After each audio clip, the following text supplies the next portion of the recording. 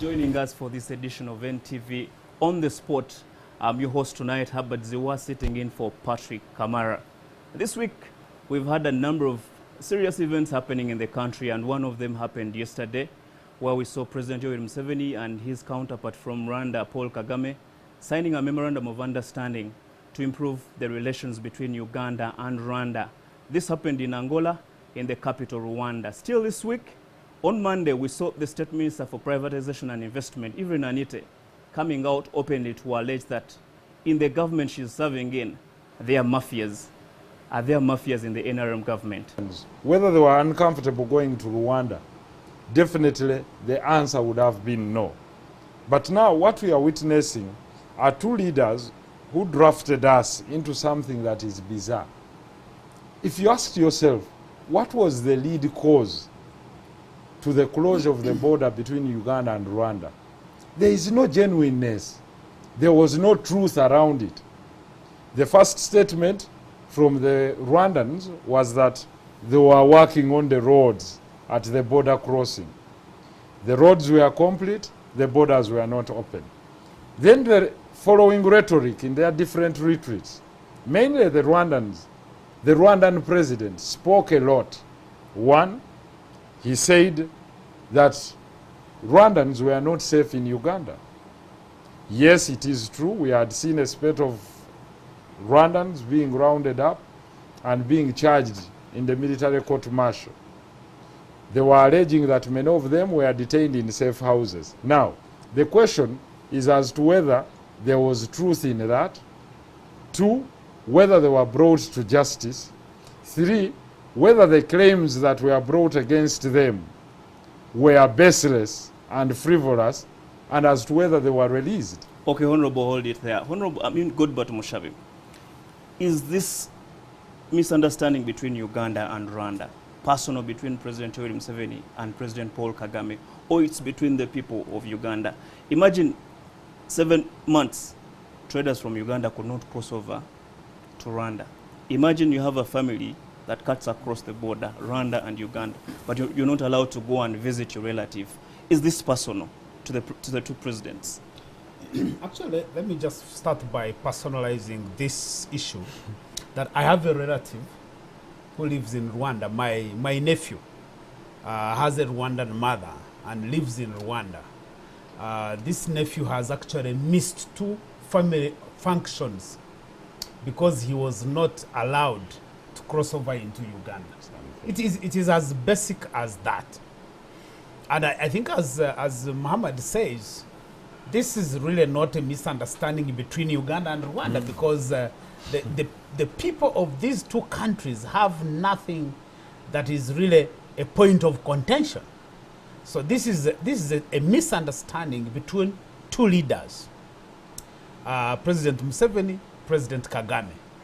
And I think their differences, of course, emanate from, I would say it is even historical, because these are gentlemen who have been together through thick and thin, who have fought wars, who have worked with each other, and therefore, so misunderstandings develop. Secondly,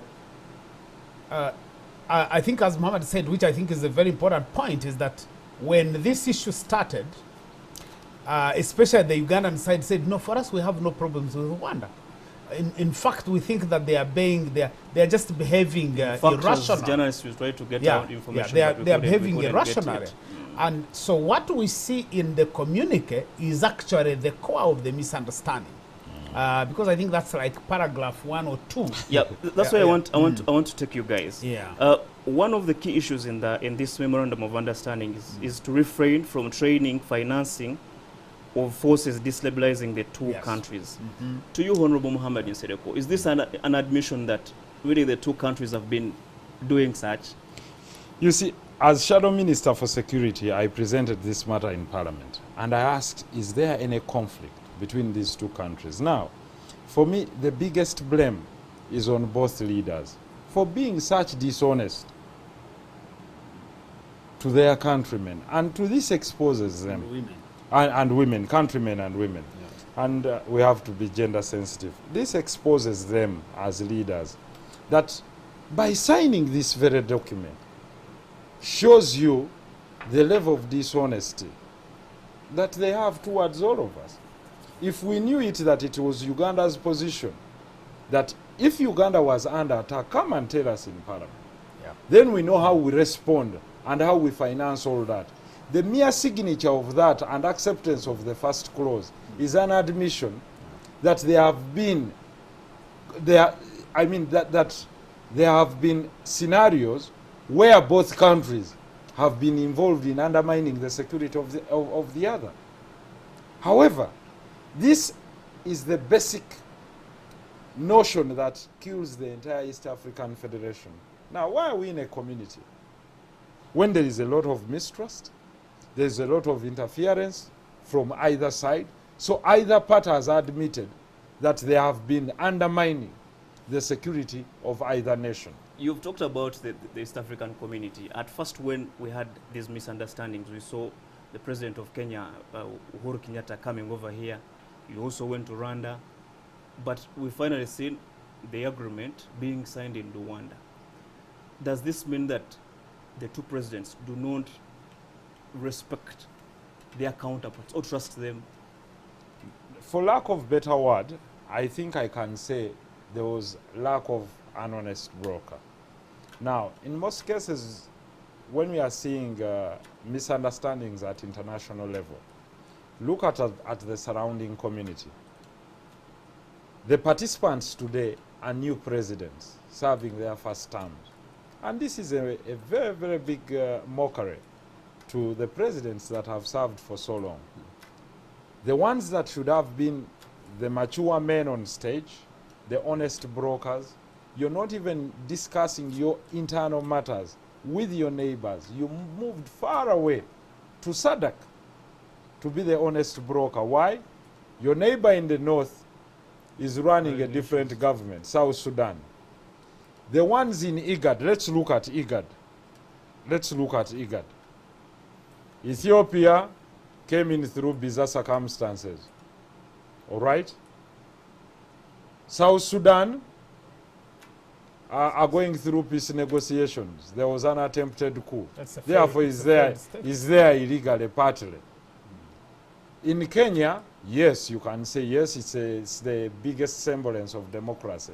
Probably President Magufuli is torn between two. He wants to work with Rwanda and he wants to work on the pipeline with Uganda. So he has to keep the interests of both at heart. He wants Tanzania to have a win-win situation. Therefore, he cannot be an honest broker in this. And in any case, he's also a newcomer on the block, though old in the politics of the Great Lakes region. Now, look at a president who has not even spent 2 years trying to tell these two guys, if I can create a peaceful transition in Congo, create some semblance of unity in Congo. This is Felix Tshisekedi. And I can tell you, the Congo question has a lot on the unity of these two presidents, leave alone the trade between Uganda and Rwanda, where Uganda is losing out more. Why? Uganda in the last 5 years has reaped about $1 billion from the trade between Uganda and Rwanda, from the export. I thought Rwanda would be losing more because Uganda it cannot be is the gateway to Rwanda. No. I'm talking about the trade. I'm talking about the cement you export to Rwanda. I'm talking about the iron sheets and bars from roofings, the vegetables and whatever. Rwanda would lose in form of price. The pricing would have gone high. But the economy of Uganda was dwindling because Uganda's leading importer was Rwanda, net importer, country per country in East Africa.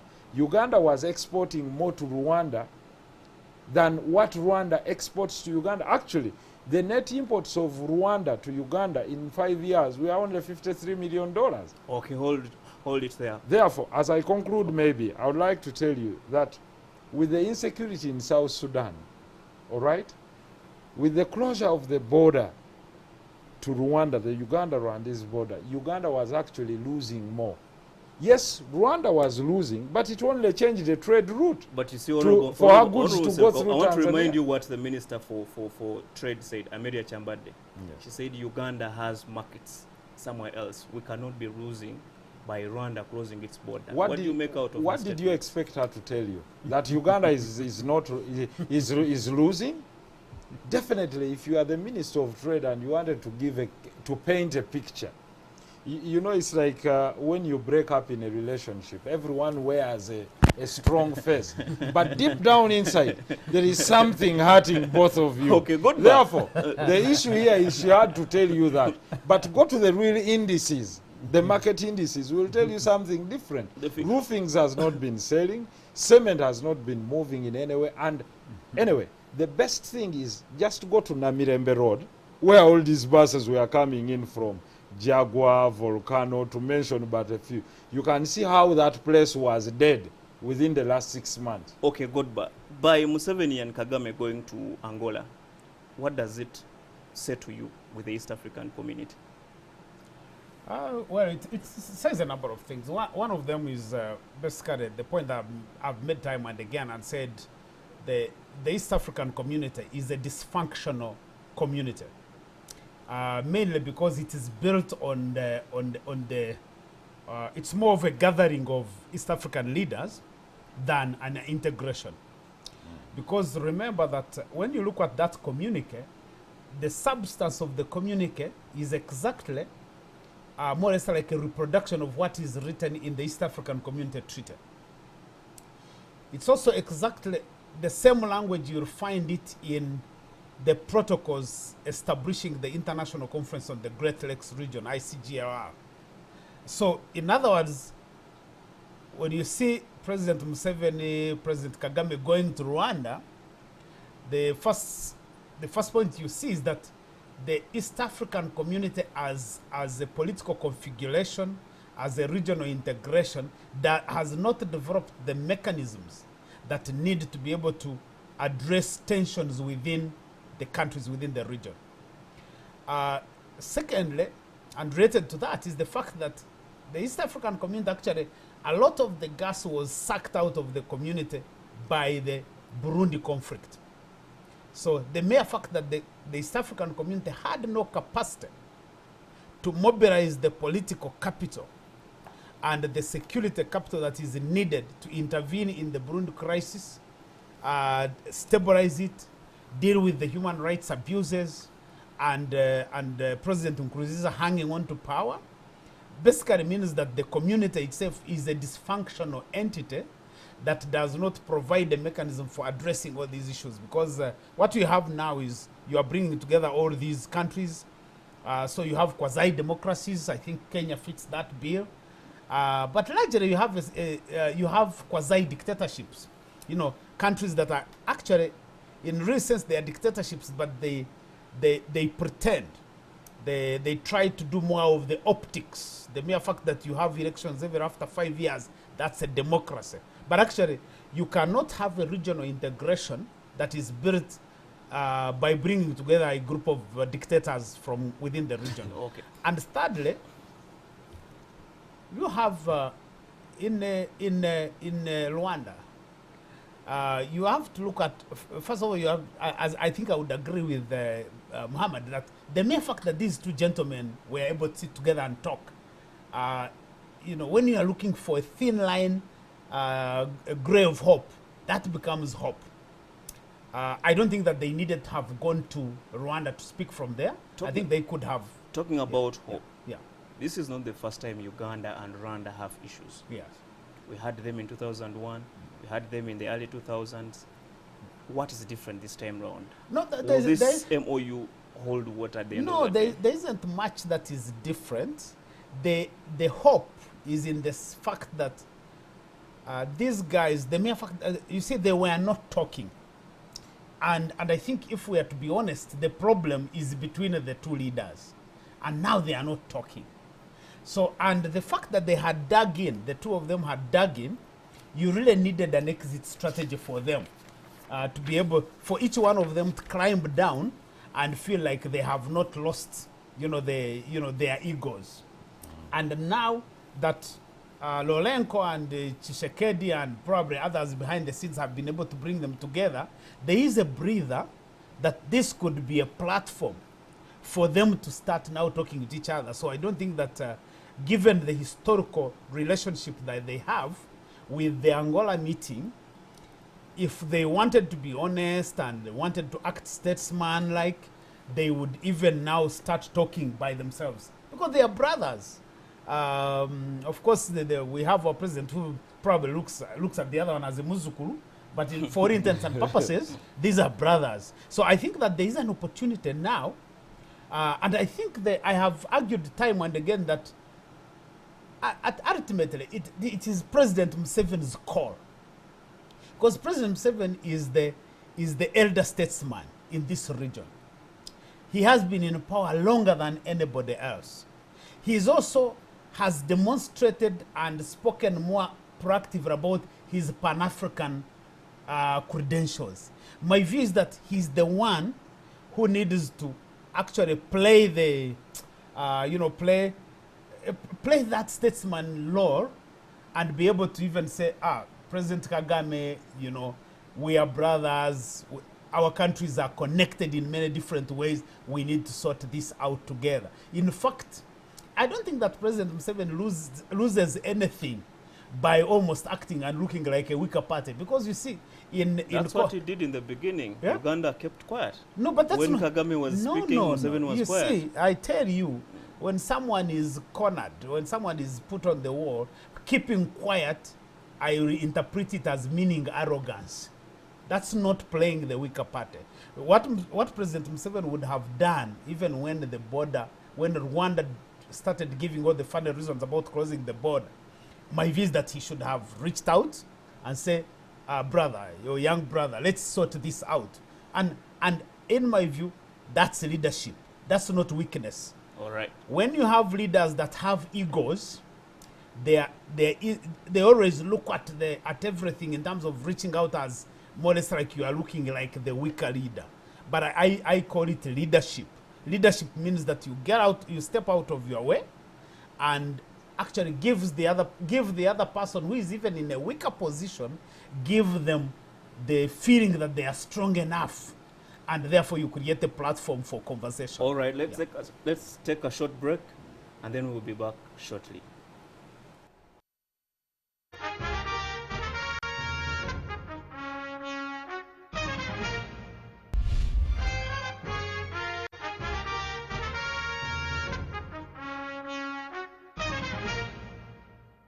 We are still discussing the differences between Uganda and Rwanda. Honorable Monsereko, having agreed that the differences between Uganda and Rwanda are personal between the two presidents, there was a commission that was set up. Do you think this commission will have work to do? All the presidents have to sit over again to ensure that this memorandum of understanding is effected? From the beginning, I informed you that since the conflict is not between Ugandans, one, the first thing I told people way earlier on when we were in Parliament, that the expense of going to war, neither of the countries can afford it. Why? The war is not people-driven. It's just ego-driven. Therefore, no country can afford to go to war. They have tried to do it in having that benevolent conflict under the arm, quasi-war. It has been very expensive. It is very expensive to do intelligence that leads you nowhere. Now, both parties have agreed that they have been doing all plans to undermine each other's security. Now, for me, the issue is not that these countries were undermining one another. I think it's leaders who were undermining one another, and either leader wanted the other one out. And the reason is very simple.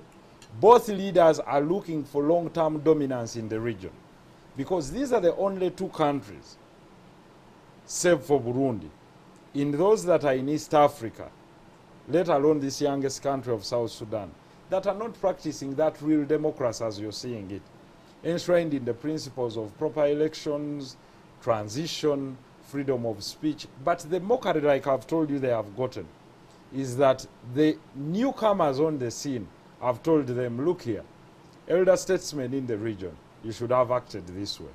The most unfortunate thing is that the person who would have convened the extraordinary summit of the East African community is President Kagame, who holds the presidency. Now, he was party to the conflict. Now, for those who thought it would have been resolved within East Africa, it was impossible at the moment. Why? Who would be the honest broker? But in any case, how come East Africans do not have a mechanism to resolve conflicts of such nature? Didn't we foresee that they would come? What is the role of the East African Court of Justice? If there are such scenarios where one says, I'm here to plead X, Y, and Z. I'll tell you, last year we were in Burundi for the Interparliamentary East African Games, and the speak of Rwanda was bad, including the speak of the East African community was bad from entering Burundi, just even when he's the speaker of IALA, East African Legislative Assembly. He was bad, Right Honorable Ngoga, just because he's coming from Rwanda. Now, that is the community we have, built on mistrust, plastic smiles, with these MOUs, and I think these MOUs are not real, because the conflict is not basically between the native Ugandan and the native Rwandan. It's between leaders, and for as long as these leaders, these two leaders still want power, these conflicts will thrive. Godba, in this MOU, we are not seeing even a single paragraph talking about the victims of this misunderstanding. People who have been arrested in Uganda, imprisoned. No, it's actually there. I think it's the second paragraph. Correct me if I'm wrong. Yeah, I think but it's the second my paragraph. question would be, who is going to seek for their justice? No, the second paragraph, I think, of the communique talks about commitment of the two countries to respect the rights and freedoms of the nationals who are resident in these countries and who are on transit. So I think that was an attempt. My question is, there are people for the last, say, 7 months who have been jailed in Uganda and in Rwanda. Yeah. Who is going to look for their justice? You see, practically, the situation between Rwanda and Uganda is a matter of international law. If it was a state-to-state issue, if it was not a personality question, international law would step in and resolve this issue, because these are questions of what we call state responsibility. Yes, state responsibility for wrongful acts against the nationals of other states. So it would be very, very clear within the existing customary international law and treaty law. There are very, very clear procedures on how this is resolved. The crisis that we have here is that you are dealing with individuals, with egos, with personality differences. Remember that even when you look at that, that signing ceremony, the pact in Rwanda, there are two constants. One is that the issues being discussed are the same since the time of the East African Community Treaty in 1999. Yeah, they are the same. An attempt to reduce dealing with the issues of aggression. But more importantly, these are the same issues that have been dealt with under the International Conference on the Great Lakes region. So that they are the same. The secondly, the only constant in this whole situation is President Museveni and President Kagame. They are the constant for the last how many years. The only difference that you see there is that Lorenko and Tshisekedi are the new leaders who are trying to bring all these elder statesmen to order and say, guys, you don't need to be quarreling. And that's why it becomes, even in terms of protocol, in terms of international relations, it's a fairly complex issue, because how does Tshisekedi sit down these guys and say, man, it's not even a year. Yes, not even a year in office, dealing with a country that is the theater of war, where Uganda and Rwanda actually plays. And I imagine that's why he was actually probably drafted into the communique. But you realize nothing is said about DRC. The conflict between Uganda and Rwanda, in most cases, it plays out in the war theater in DRC. In Eastern DRC. But in the communique, nothing is said. You also remember that when this conflict had actually come out, President Uhuru Kenyatta tried to do shuttle diplomacy. Yes, he came here. Yeah, and he also came went to here. He Rwanda. went to Rwanda. In the entire game plan of the geopolitics in the region, President Uhuru is a junior to these two gentlemen. So it doesn't come automatically that he's going to be able to be the one who pulls them together. The part of our tragedy as a region is that we have failed to have a regional hegemony that tries to pull these countries together. Because in West Africa and ECOWAS, Nigeria, Senegal, and Ghana, they play a very, very important role in terms of stabilizing the situation. In East Africa, we have missed out because of the Moi dictatorship. We missed out the opportunity of Kenya growing into a regional hegemony because it's a big economy, but its politics were messed up because of the Moi dictatorship, and therefore it failed to mature into hegemony. Now, Uganda was almost coming up because of the personality and the strong leadership of President Museveni, but as he degenerates and continues to degenerate into one of the longest serving African leaders, he begins to lose the legitimacy to be able to call some of these guys to order. So that is the tragedy that we are facing, and as long as we don't have a hegemonic power, both in terms of countries but also in terms of leaders, I don't see us achieving the level of stability that we need. And that is the same crisis that the communicants faces, because as I said, they haven't said anything new. These are the same things they have been saying. Now, if there was a country that is a hegemonic power, it would be the one that keep on pushing these two leaders and say, guys, we discussed these things, so let's try to move into a different direction. And we can only pray at this point that the leaders probably realize that there is everything to lose, not only for the two countries, but also for the two leaders. Because President Kagame is considered a performer on the Rwandan side. If you are going to engage in this kind of bickering, it diminishes your persona and your credibility. President Museveni is considered an elder statesman in this region, and I think he has had quite significant influence in the region.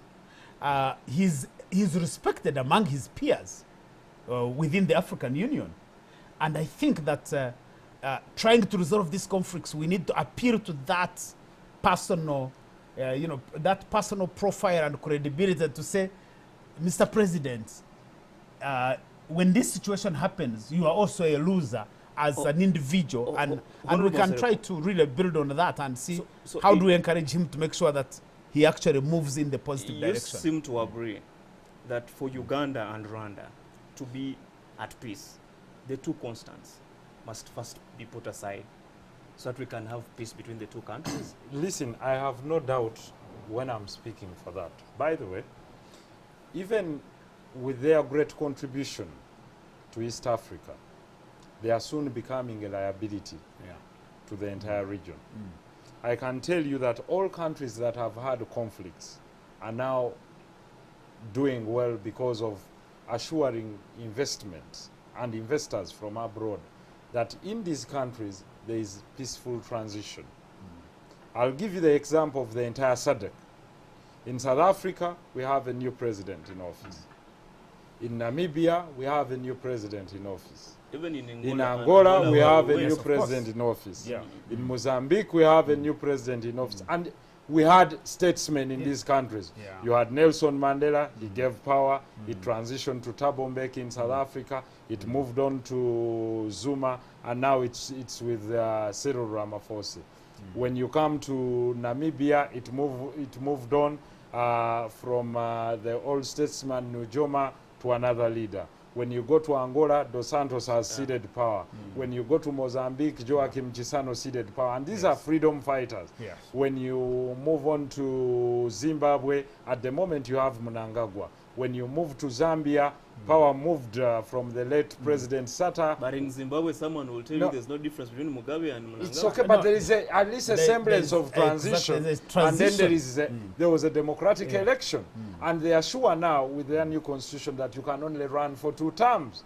Now you can see that the entire SADC, there is no question about it. There is transition, there is predictability. That if you're not comfortable with this one, at least for 10 years, it doesn't matter. Like, we can say, yes, there is a semblance of one-party democracy in Tanzania, but there is transition, there is change in leaders. At least you breathe a new breeze of air in Tanzania. Then when you look at Zambia, at least there has been transition, and you would know that Edgar Lungu, the next term, he will be serving his last term. There is clarity on that. It has shifted to even DRC, which was a mocker of democracy. Now, the 3 nations, one is a baby, that's South Sudan. And with the signing of the agreement, where one of the honest brokers is President Museveni. Burundi, look at this interlacustrine region. The Great Lakes region is the one remaining with the problem. Yeah. And this is the fulcrum. It's Equatorial Africa and the Great Lakes. Rwanda, Burundi, Uganda. When you look at Tanzania, it's okay. Kenya, they love their economic stability more than anything. They can sit down and solve their problems internally. They learned from 2007. During that conflict, they cannot go back again. Ethiopia, yes, there is a semblance, there are those tribal discontents, but the fulcrum that governs the state has seen at least a change from the late Meles Zenawe to the former prime minister and now the one currently in office. So there are few areas where you're looking at leaders who want to overstay in power using the principle of Pan-Africanism and symbolism of individualism, of saying we are the only people and without us these countries cannot thrive. And that question cannot hold anymore. And the reason as to why it cannot hold, look at the entire SADC. Angola was in war, and when it ended war with Savimbi, it was time of progress. And Dos Santos came out and said, I have served, guys. Please, run even through my party, but we have to see a clear transition. Honorable Nsereko, as we conclude on this. Just a second. Okay. Now, rather than the Central African Republic, Uganda, yes, we are having elections, and every election has been contested. There is a semblance of democracy, but we want to see that last hitch of democracy without changing the constitution. You remember during Toji Kwataku was saying, Mr. President, you have a great chance to live as a statesman. Now, look at this mockery. That even juniors that have just come in, you're being hosted by new presidents in Botswana. There was Kama. And this guy is telling you, you know what? You've been a great guy. You've fought for peace and stability. You've transitioned Uganda. And the same happens to the one of Rwanda. He has done an amazing job. But for how long will you two be constants in this region? You fought the same war. You are bred from the same school. I don't know whether this is a problem, a syndrome of people from Muntare, the school, and comrades from Muntare. You'll bear with me on this. I don't know whether this is an entire syndrome, but that could be defeated by the notion that Nkurunziza in Burundi also is, clinging on to power. But he has promised the people of Burundi that in the next election, he will not be part. Now, that leaves only 2 countries isolated, Uganda and Rwanda.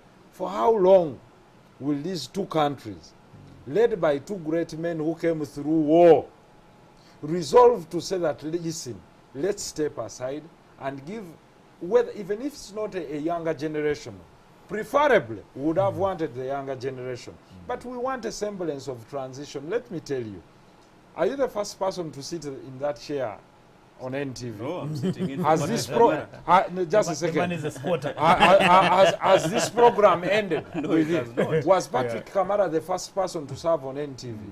No, but there is continuity. Therefore, the biggest mistake that African leaders make, and many strong African leaders, is the misgiving to the fact that they do not build institutions and they build themselves as leaders. And that is the biggest disadvantage. Honorable Muhammad Nsereko and Godbert Mushabe, your views on the pact between Uganda and Rwanda have been rightly heard. Let's go to another issue, and that is the issue of Honorable Evelyn Anite, the State Minister for Investment and Privatization. On Monday, she called us. We went to her office. She talked about the mafias in government. And she says the mafias are looking out for her life after calling for an investigation into the operations of Uganda Telecom. Godba, from you, do you think we have mafias in President Museveni's regime? Well, if a minister says they are mafias, I would want to believe her because she's a minister, but also remember that she's not the first one to say this. Yep. I think the whole concept of mafia started with Vice President Gilbert Bukenya. We also had Speaker Kadaga talking about the mafias. Speaker Kadaga talked about this. They are gentlemen, very distinguished gentlemen who talked about the same problem, and they are normal. That is my friend, the late Andrew Felix Kawes, and the late Chirumira. These were fine gentlemen serving this country with dedication. They talked about the existence of mafias after their lives, and they are normal. So I don't think that anybody can deny the existence of, because what is mafia? You see, Anita basically used it as they used it as a loose term. Mafias are organized criminal gangs or criminal operations. They are very systematic, syndicated. So those are mafias.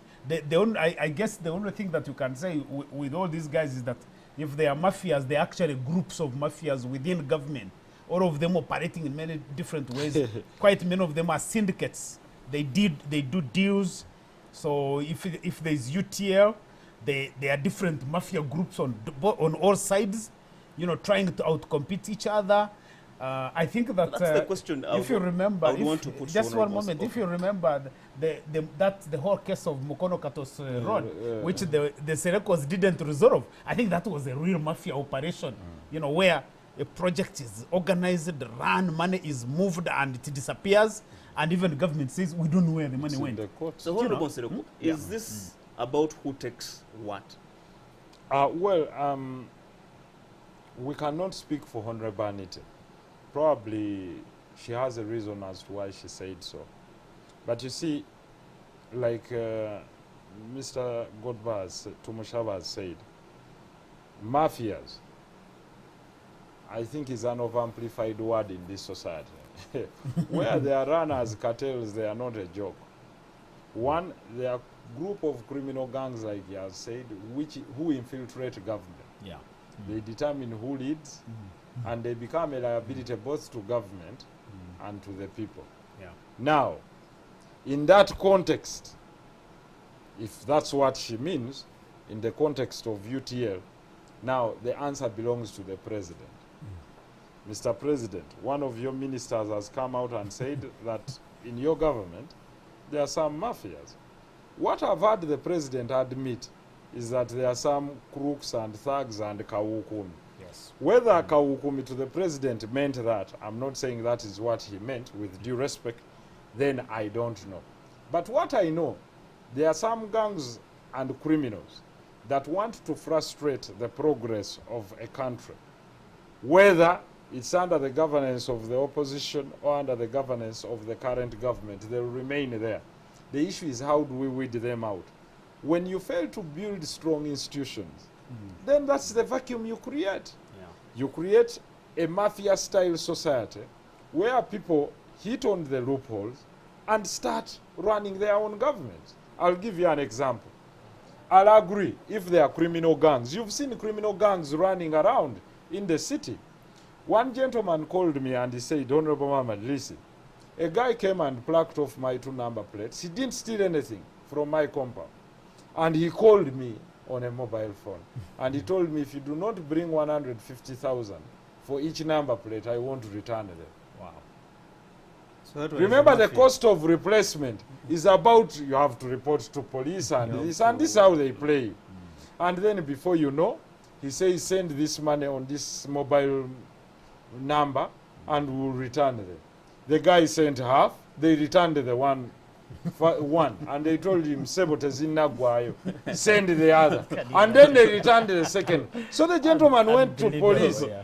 And when he reported, the police went, this number, hey, we know that number. Several people have done what? Listen, the number is still running. Yeah. It has not been tracked down. We registered all our phone lines. We know to send mobile money, you must know which person is using that number. Honorable. The telecom lines, just a second, I've not even cut off the, the usage of that number. Now, if such small players can run their gangs in such a way, why not at the bigger level? Now, this lady has come out yearning for her plea on UTL in course of her duty. And she has said, look here, UTL is a company that we ring-fenced as government, where we have shares. And we said it should be audited. I think she has been frustrated to the extreme. She did not know that the people she was working with, for them, they do not want UTL to be revived. They actually want UTL to be sunk, just like to go into receivership, just like other companies, so that they sell the assets. Now, let's just go for a commercial break. Now, when we return, just a second. Hold it. Now, Honorable Anite, for her, she's coming with good faith, but serving the evil. Honorable, so she will know in the future what let's they go meant for a short it. commercial break. When we come back, you will tell us, did Honorable Anite have to come to the media or to go to the appointing authority? She will speak Let's for come back herself shortly. on that. So why are you saying she's coming?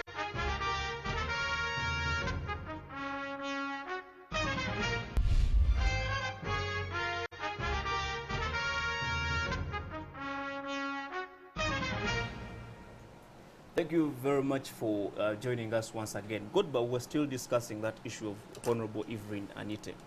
If you're President Museveni right now, what would you do if one of your ministers comes out to say that the government you're leading has mafias? You see, what Evelyn Anita said was basically to say that she doesn't trust the institutions of the government she works for. And that she has been saying it for UTL, but with that press conference, she said it with the police.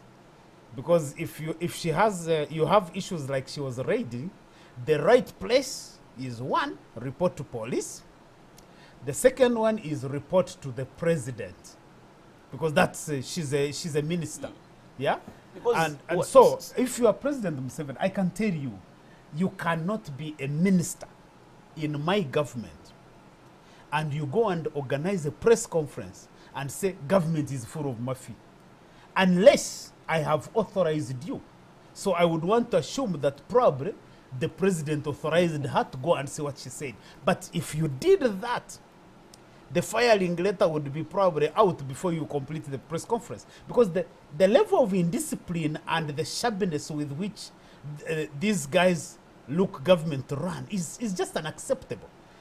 You know, it's so baffling that if, as Ugandans, we actually accept this.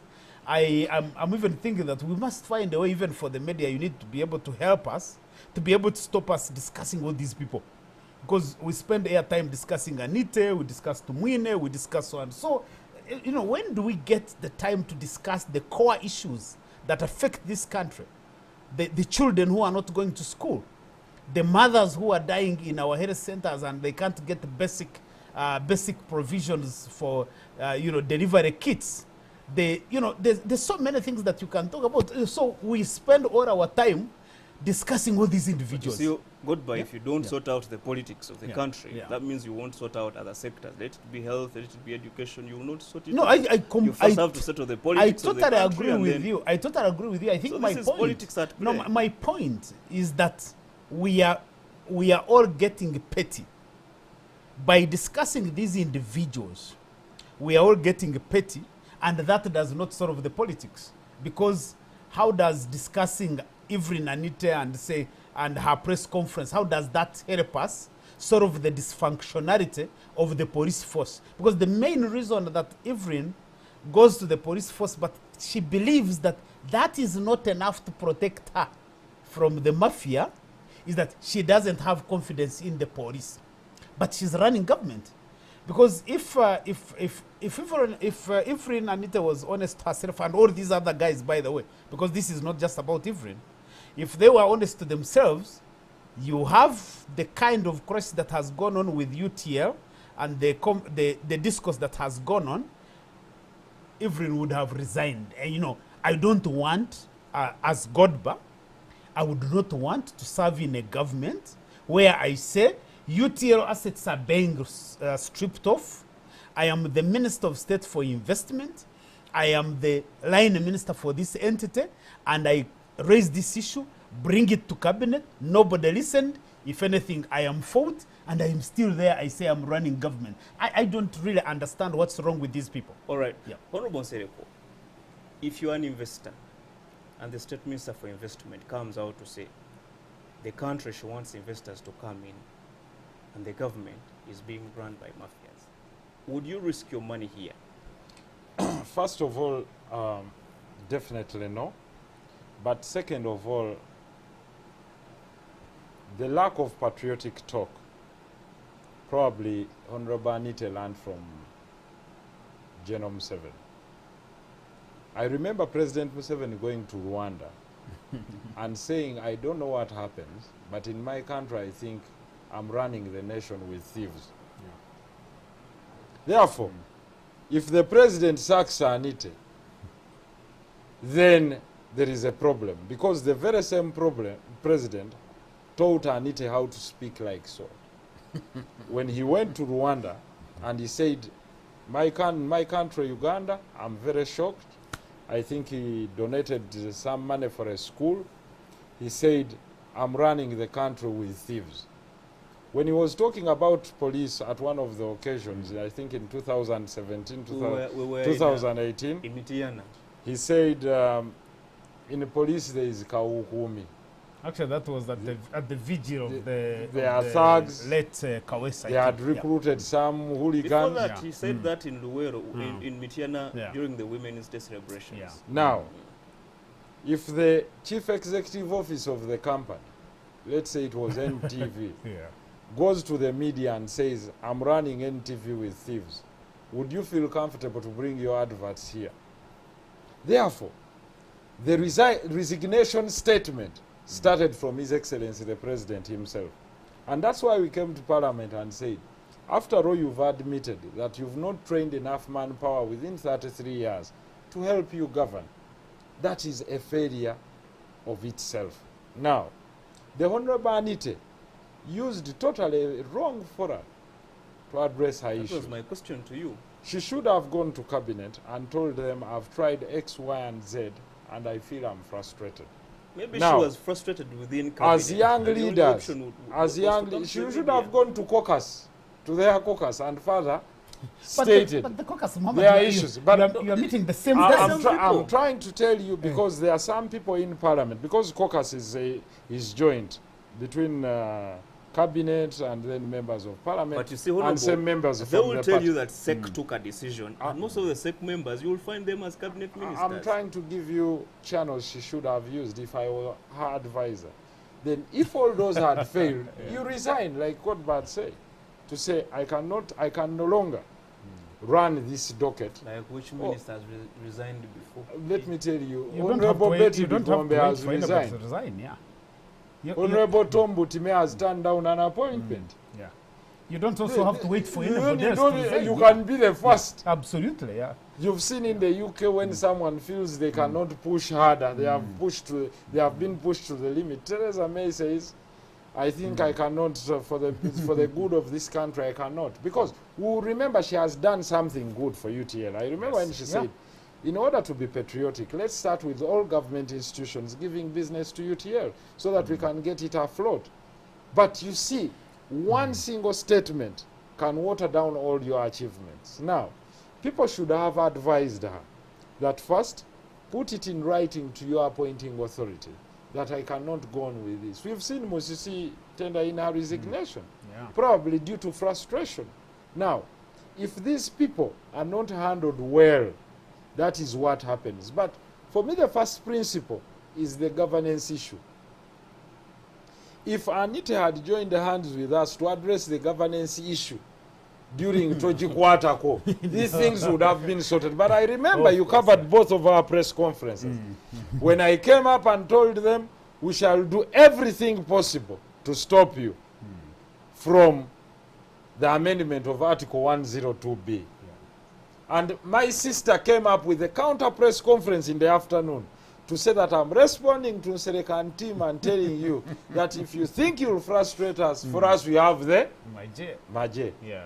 And I think she said that in a naive way, probably. For me, you see, I'm someone who thinks everyone at one time, after seeing the frustration from the system, can join the other side. What I appeal to Honorable Anita is that the door is open this side. If you feel frustrated there, Uganda needs you. We know you have voters in Koboko. Go and tell them that this system, like you've said, is very rotten. Because after saying that statement, that the system is full of mafias, people can kill you and walk in broad daylight. And you're a minister telling Ugandans, the next question they ask you, and therefore what then? And the answer will be, do not vote for the current president, vote for the opposition. Honorable Seko, let's hope that will offer you a new solution. Let's hope we will have a few phone calls of our viewers trying to call in and also give us their views on the two issues we've so far discussed. But I want us to go to another issue that has been happening in Parliament for the last 3 weeks. The conflict we had between General Eli Tumine, Parliament, and Honorable Cecilia Ogwal. A report was tabled yesterday. And General Tumine, the Security Minister, was found guilty of assaulting Honorable Cecilia Ogwal. And clearly he said he will not respect the report and the decision of Parliament. What do you make out of this? As an elder, I have a lot of respect for General Tumine. If you say you're an elder, are you in the as same... As an elder. Him being an elder. I have, him being an elder, I have a lot of respect for him. But in this case, in life you lose nothing to die a little. That is why we are embroiled in conflict. Unfortunately, we should not be discussing individuals. Like Mr. Godbert Mushaba has said, because at the end of the day we have burning issues. You had issues of babies in public hospitals on chairs. You have very many issues that we should be here discussing and trying to draft a way forward on the national health insurance scheme, on the pensioners scheme, you know, on the pensioners fund, or whether we should tax the social security benefits of people or not. So if we attend to that and not discuss General Tumine, because so what? I mean, if you're allowed to be subjected to the laws of Parliament, you see, when you swear in as a member of Parliament, you swear to obey all laws of Parliament. And I would like to remind General Tumine, in good faith, not that anybody hates you. The same statement he said in 2017, December, to us after Tojikwatako, that if you're in Parliament, you must act as a parliamentarian. It's the same plea I'm sending to General Tumine.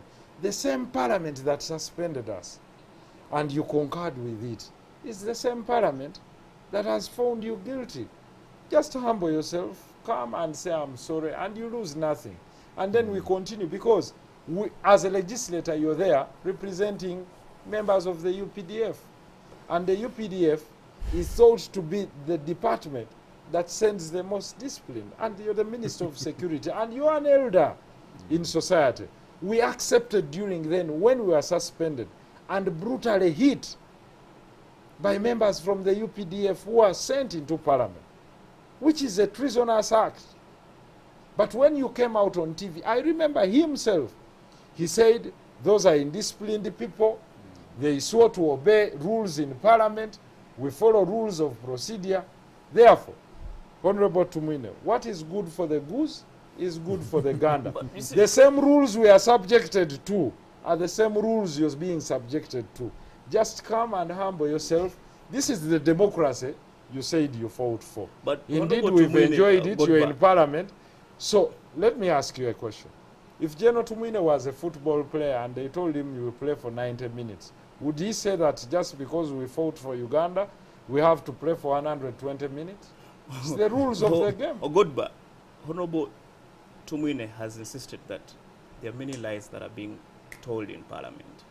And that is one of the reasons why he does not respect what came out yesterday. What could be your advice to him? Advice? No, I guess I don't feel like I'm qualified to advise Tumwine. I think that you know the common saying that when you dance for a long time on the floor, you are bound to make mistakes. I think that this country is definitely suffering from the fatigue of these generals. These are fairly smart people, very courageous. You know, got out there, picked guns, put their lives at risk, and I think we owe them gratitude in terms of the fact that they did this. Whether they did it, of course, nobody sent them to do the fighting, but they did it, and captured government, and I think they have done their best. No matter the imperfections, we definitely have to recognize the contribution that they have made. But I think that the continuing overloading of this Bush war struggle, we fought for peace on Ugandans, including little children, young men and women who really don't know about Obote, Amini, and Obote. They only know this government and the generals. I think they're continuing to overload it on this country. It's very, very unfortunate. Because we are spending a lot of time talking about this, and I think there are in some of the discussions we have said, no, if you are a general who went to the bush and you had a job to do and you did it and you think you did it well and you need to be paid, let's pay you and we have our peace as a people. Tumwine as a person says there is no amount of money that can buy the struggle they fought. Yeah, but you see, that was also his struggle. Because incidentally, people need to understand that other Ugandans struggled different ways. Because going to the bush and fighting is not the only struggle. There are Ugandans who fought who struggled in many different ways. There are over, I think, just to quote the president's figures, there are over 800,000 Ugandans who died in that struggle. I'm sure they lived their lives. So the idea that, yes, you went to the bush and fought, fine, thank you very much. But this country cannot be held hostage to its history.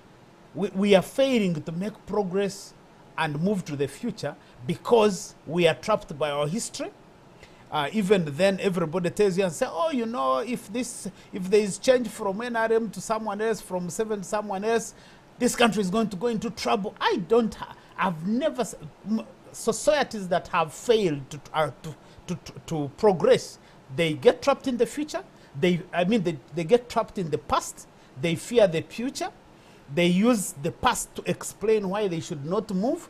Because otherwise, if the future was so problematic, I don't think that the Wright brothers would have invented an aircraft. Because how do you get an aircraft, put it out there in the air, and fly? So I would want to state here categorically and say, we value every contribution that every Ugandan has made, whether it is by way of fighting like General Tumwine did. There are scientists out there in our research institutions who are generating new technologies, new seeds. Drought-resistant seeds, pest-resistant seeds, they are feeding this country. They are engineers building our roads and building our schools and building our hospitals. All those are contributions. So let the guys who did the fighting and carried guns and did what they did, let them not overload it in this country. And I think that cannot be an explanation why someone of General Tumwine's stature and he's a senior citizen, because General Tumwine is not your ordinary person. He's a professional soldier, former army commander, very well educated, a senior citizen. Longest in parliament. Yeah, longest in parliament. I think that, you know, these guys need to respect, to give value to what we see in them. Because when he does what he does and all these people, I would actually even excuse Honorable Anite, but it is very difficult to excuse someone of General Tumuine's stature for if he did what this other person does, because we hold him in high esteem, and that needs to be earned, and it has to be perpetuated. But the moment you stay that long and then you begin to you know, make statements that really doesn't fit your bill and your profile, it's very frustrating for the country. Thank you. And remember that yeah, we have all of us, our generation, the generation of the Herberts and those below us, they need to learn from these people. Thank you very much, Godbert Mushabe. Our time is running out. Honorable Sereko, your parting shots. Pardon?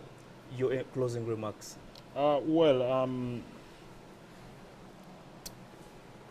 for General Tumuine, for me, I can just state that you have a lot of respect.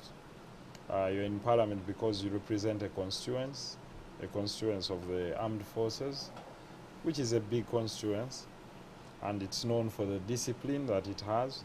So show the justification of the requirement of the army to still be in parliament, something many people have argued against. And then secondly, prove that you fought for this country and you did not fight for yourself. Do not keep on reminding the people. Let it speak for itself. Res ipsa locuta. Let the facts speak for themselves. And in any case, look at the generals who have retired and left the forces and are outside there. How will you interact with the people if you feel that the parliament you fought for to be what it is and where you remember? Because the best thing you should have done is to resign from parliament. Yeah. If you feel this parliament is useless, then you resign. That's correct. So that you're not subjected to the rules of parliament. Then in any case, my final advice to my elderly General Tumuine and my friend, there is only one thing. Sorry is for the strong men. Weak men do not say sorry. I mean, they insult, they throw abuses, but the great men die a little and say sorry, because if you had said sorry, then we wouldn't have come this far. That's why they say, Abaganda say, ezenkanankana n'ebisikite zikola ki? Tezaaka. Keep it low, let it pass for another day. I mean, why would these two gentlemen be signing a pact today or an MOU if each and one of them thought he was the strongest and this? And that syndrome is very costly. For Uganda and Rwanda, I would like to assure the people of Uganda and Rwanda that as ordinary citizens, we are not at war. We are not technical at war. We are not at war in any way. But what have our leaders have agreed from their MOU? That either side of the leaders, we are trying to overthrow one another. We are doing subversive acts. I mean, we are sponsoring people that wanted to undermine the security of either nation from the MOU. It is very unfortunate because they kept both nations in the dark. And we would like to encourage the people of both countries that what the ordinary citizen in Rwanda and Uganda needs is peace and security, and then a strong economy. If we as East Africa are economically strong, we had raised numbers, both Uganda and in tourism. We had high indices economically, Rwanda and Uganda.